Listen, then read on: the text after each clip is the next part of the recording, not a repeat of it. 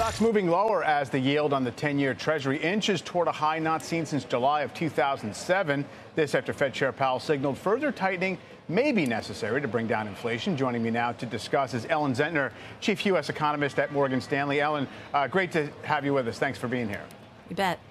So I don't know what your takeaway was from Powell's comment. It seems to be a reiteration of course, there may be more to do. Inflation is not at or even very close to the target. On the other hand, there are lag effects. We've done a lot. Rates are up. The bond market is doing its thing as well. So where does that leave you?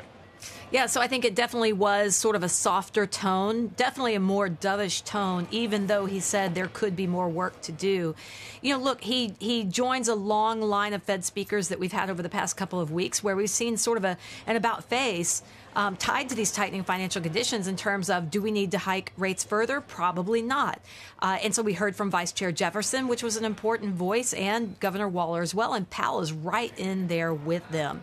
So that appetite for further hikes has definitely waned. And what was so interesting was it comes on the back of really strong data, a blowout jobs report, high inflation report, surprising retail sales report. But you can look through that, right? Because they've done a lot. And he's pretty sure there's still a lot of impacts to come through to the economy. And so this is a Fed that's now moved back into the patient zone. For sure. I guess you say we can look through the recent spate of very strong economic growth data, but does that give you confidence that we're going to slow appreciably very soon? We've been surprised to the upside for a while now.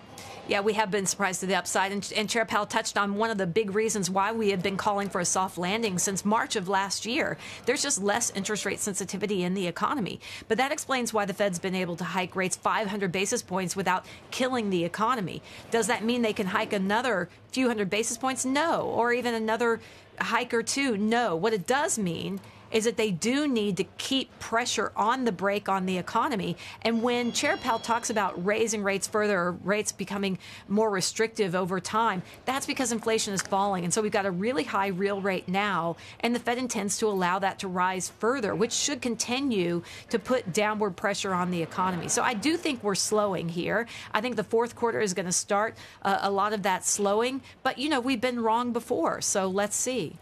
Yeah, it seems like, we got that another, move lower in weekly jobless claims today. If you take that on face value, it seems as if, something structural might be happening with the labor market, but it's been very resilient. Is there any way to handicap how this move in longer term yields, which has been pretty sudden and steep, is going to play through into next year? It seems as if, the markets in general are very unsure as to whether the overall economy can handle it.